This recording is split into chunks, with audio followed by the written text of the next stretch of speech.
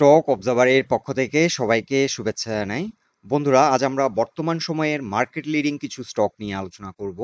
স্টকগুলো হলো Orion infusion, Paramount insurance, Sea Pearl এবং ফুয়াংফুড। আলোচনাটি শেষ পর্যন্ত শুনতে থাকুন। আলোচনাটি শুরুতেই সবাইকে রিকোয়েস্ট করব, ডিসক্লেমার অংশটি আপনারা ভালো করে পড়ে নেবেন। পুঁজিবাজার ঝুঁকিপূর্ণ। আপনার কোনো পার্সোনাল বাই এবং সেলের কারণে আপনি যদি ক্ষতিগ্রস্ত হয়ে থাকেন, সে দায় স্টক অবজারভার বহন করবে না। আলোচনাটির শুরুতে আপনাদেরকে আরো একটি বিষয় ইনফর্ম করছি।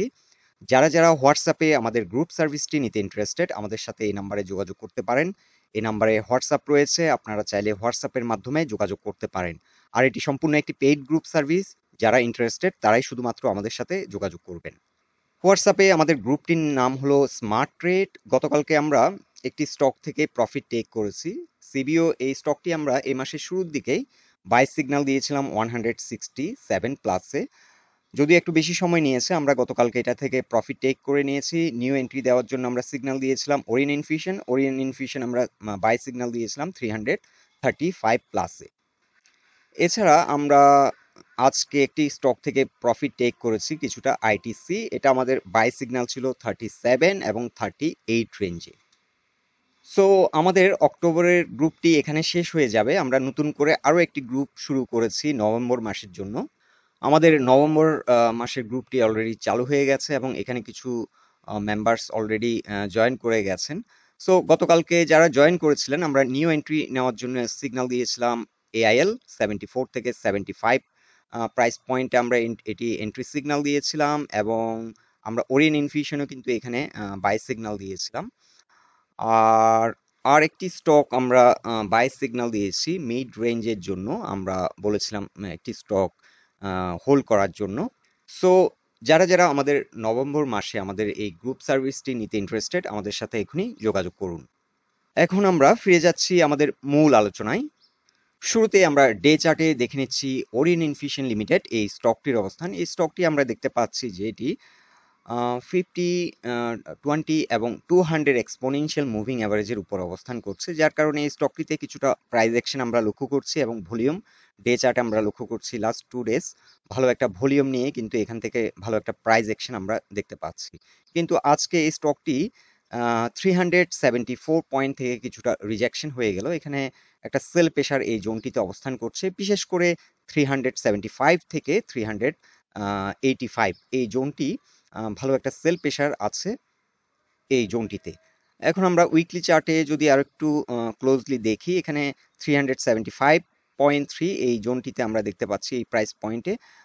এখানে একটা প্রাইস পয়েন্ট লেভেলে একটি রেসিস্ট্যান্স রয়েছে এই লেভেলে 375 লেভেলে, এবং এখান থেকে কিছুটা রিট্রেস হয়। এখানে কিছুটা সেল প্রেশার ফেস করেছে স্টকটি।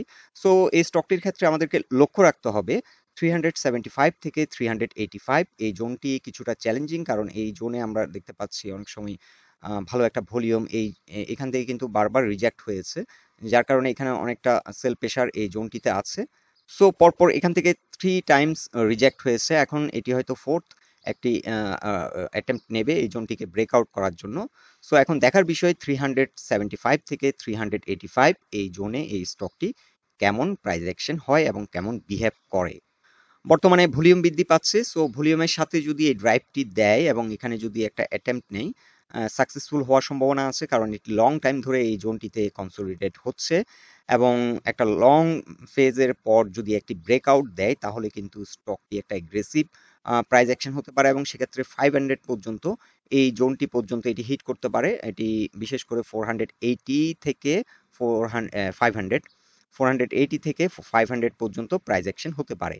সো আমাদেরকে অ্যালার্ট থাকতে হবে 380 থেকে 385 এই জোনটিতে। চাইলে আমরা সেল দিয়ে রাখতে পারি এবং ব্রেকআউট দিলে আমরা নতুন করে আবার একটা ব্রেকআউট ট্রেড নিতে পারি। আর এই স্টকটি যেহেতু এখানে কিছু গুরুত্বপূর্ণ রেসিস্ট্যান্স ব্রেক করেছে, বর্তমান সময়ে এখানে একটা প্রাইস পয়েন্ট লেভেলের রেসিস্ট্যান্স ছিল 352 থেকে 353 এই জোনটিতে একটা প্রাইস পয়েন্ট লেভেলের রেসিস্ট্যান্স ছিল। এই রেসিস্ট্যান্সটিকে ব্রেকআউট করার কারণে এখন 352 কিংবা 353 একটি সাপোর্ট হিসেবে কাজ করবে এবং তার নিচে যে সাপোর্টটি হবে 50 এক্সপোনেনশিয়াল মুভিং অ্যাভারেজের সাপোর্ট লাইন, সেটি এক্সিস্ট করছে প্রাইস পয়েন্ট লেভেল 341। মূলত এই স্টকটি এখন সাইডওয়ে মুভমেন্ট করছে 313 থেকে 385 এই জোনটিতে কিন্তু ঘোরাফেরা করছে। এটাকে আমরা বলে থাকি সাইডওয়ে প্রাইস অ্যাকশন। সো এই স্টকটির কি সাপোর্ট হচ্ছে 315 আর কি রেজিস্ট্যান্স হচ্ছে 385। এখন আমরা ডে চার্টে দেখে নিচ্ছি প্যারামাউন্ট ইন্স্যুরেন্স কোম্পানি লিমিটেড এই স্টকটির অবস্থান। এই স্টকটি এখানে একটা সাপোর্ট আমরা দেখতে পাচ্ছি, নেওয়ার চেষ্টা করছে, যদিও আজকে আমরা দিন শেষে একটা বুলিশ ক্যান্ডেল পেয়েছি, কিন্তু ভলিউম কিন্তু সিগনিফিক্যান্ট ছিল না, ভলিউম অনেকটা উইক। তারপরও যেহেতু এই স্টকটি এখানে একটা সাপোর্ট নিয়েছে, এখানে কিন্তু একটা ডবল বটম প্যাটার্ন ক্রিয়েট করেছে। আমরা এখন আমাদের ট্রেন লাইনটিকে কিছুটা মডিফাইড করলাম এবং আমরা দেখব যে এই ট্রেন লাইন বরাবর হয়তো এই স্টকটি সাপোর্ট নেবে এবং এখানে যেহেতু একটা ডবল বটম প্যাটার্ন ক্রিয়েট করেছে, আমরা ধরে নিচ্ছি স্টকটি আপাতত 68 পর্যন্ত প্রাইস অ্যাকশন হবে, তবে লং রান স্টকটি 87 পর্যন্ত প্রাইস অ্যাকশন হতে পারে। সো আপাতত আমাদের ফার্স্ট টার্গেট হবে 68 এবং যাত্রাপথে এখানে একটা রেসিস্ট্যান্স ফেস করবে 63, এখানে ভালো রকমের একটা সেল প্রেশার আসবে এবং এখানেও আমরা দেখতে পাচ্ছি 61 থেকে 62 লেভেলে, এখানে কিছু প্রাইস পয়েন্ট লেভেলে আমরা দেখতে পাচ্ছি এই দুটো পয়েন্টে কিছুটা সেল প্রেশার হবে। এখানে যেহেতু একটি সাপোর্ট ছিল 62 রেঞ্জে, এই সাপোর্টটি ব্রেকডাউন করেছে, এখন এটি রেসিস্ট্যান্স হিসেবে কাজ করবে। যদিও এই রেসিস্ট্যান্সটি খুব একটা শক্তিশালী রেসিস্ট্যান্স না, এখানে 68 থেকে 69 কিছুটা সেল প্রেশার হবে, এখানে ভালো রকম একটা সেল প্রেশার হবে এবং স্ট্রং রেসিস্ট্যান্স হচ্ছে 77 থেকে 80, এই জোনটি হবে খুবই চ্যালেঞ্জিং, বিশেষ করে 77 থেকে 79 এই জোনটি হবে খুবই চ্যালেঞ্জিং। সো ওভারঅল এটি ইন্স্যুরেন্স সেক্টরে বর্তমান সময়ে ভালো একটা পারফর্মিং স্টক, আপনারা চাইলে এই স্টকটি ওয়াচ লিস্টে রাখতে পারেন। স্টকটি প্রাইস অ্যাকশনে যাবে 60 প্লাসে, যদি ঘুরে দাঁড়াতে পারে ভলিউম বৃদ্ধি পাবে এবং কিছুটা প্রাইস অ্যাকশনে যেতে পারে। সিপার্ল এই স্টকটি নিয়ে আমরা কিছুদিন আগেও একটি আপডেট দিয়েছিলাম, বিশেষ করে দুদিন আগে আমরা একটা আপডেট দিয়েছিলাম। এই স্টকটি এখন 212 প্রাইস পয়েন্টে একটা শক্তিশালী রেসিস্ট্যান্স ফেস করছে এবং ভলিউম বর্তমানে ভালো একটা ভলিউম নিয়ে এখান থেকে একটা ড্রাইভ দিয়েছে, কিন্তু এই জোনটিতে সাস্টেইন করেনি। এখানে একটা ব্রেকআউট হয়েছিল, ব্রেকআউট হওয়ার পর একটা এগ্রেসিভ মুভমেন্ট আমরা দেখেছিলাম, কিন্তু আবারও এই জোনটিকে রিটেস্ট করলো এবং এখান থেকে আবার নতুন করে একটা ড্রাইভ দিচ্ছে। বর্তমানে 20 এবং 50 এক্সপোনেনশিয়াল মুভিং অ্যাভারেজের উপর অবস্থান করছে, তবে 200 এক্সপোনেনশিয়াল মুভিং অ্যাভারেজ একটা রেজিস্ট্যান্স এবং এটি কিছুটা সেল প্রেশার এই জোনে ফেস করছে এবং এটি 200 এই জোনটিকে অতিক্রম করতে পারলে ভালো একটা প্রাইস অ্যাকশন আশা করা যায়। সো স্টকটি আমরা আবারও 212 থেকে 215 পর্যন্ত আমাদের টার্গেট রাখছি। আর স্টকটি যদি কোনো কারণে, আমরা এর আগের দিনও আপনাদেরকে এই স্টকটি সম্পর্কে বলেছিলাম যে 191 এর নিচে নেমে গেলে আমরা স্টপ লস দিয়ে দিতে পারি। বর্তমানে ভলিউম মোটামুটি ভালো বলা যায়, এটি অ্যাভারেজ কিংবা অ্যাভারেজ থেকে কিছুটা কম ভলিউমে লেনদেন হচ্ছে। এটি 200 এক্সপোনেনশিয়াল মুভিং অ্যাভারেজের উপরে উঠলে হয়তো ভলিউম আরো বৃদ্ধি পাবে এবং কিছুটা গতিশীল হবে। এখন আমরা ডে চার্টে দেখে নিচ্ছি ফুয়াং ফুড লিমিটেড এই স্টকটির অবস্থান। এই স্টকটি নিয়ে আমরা দুদিন আগে একটি আপডেট দিয়েছিলাম, আজকে আবারও আমরা আপডেট দিচ্ছি। এই স্টকটি আমাদেরকে কিন্তু বর্তমান সময় অনেক বেশি ফ্রাস্ট্রেটেড করছে, এখানে দীর্ঘ সময় ধরে কিন্তু কনসলিডেশন হচ্ছে। এর আগে যেমন স্টকটি একটা হিউজ ফল করেছিল, কিন্তু ইমিডিয়েটলি আবার একটা রিভার্সালের মাধ্যমে 44 পর্যন্ত প্রাইস অ্যাকশন হয়। এবারও কিন্তু একটা বড় রকমের পতন এবং এখানে 27 প্রাইস পয়েন্ট লেভেলে এসে এখানে 200 এক্সপোনেনশিয়াল মুভিং অ্যাভারেজ এই লাইনটিকে রেসপেক্ট করলো এবং এখানে আমরা দেখতে পাচ্ছি যে এখন যে রিভার্সালটি এটি অনেক বেশি সময় নিচ্ছে এবং অনেকে এই কারণে স্টকটি নিয়ে অনেক ফ্রাস্ট্রেটেড হয়ে আছে। এখন বেসিক্যালি স্টকটি চেষ্টা করছে 20 এবং 50 এক্সপোনেনশিয়াল মুভিং অ্যাভারেজকে কিন্তু ব্রেকআউট করে ঘুরে দাঁড়ানোর জন্য, কিন্তু এখান থেকে বারবার রিজেক্ট হয়ে যাচ্ছে।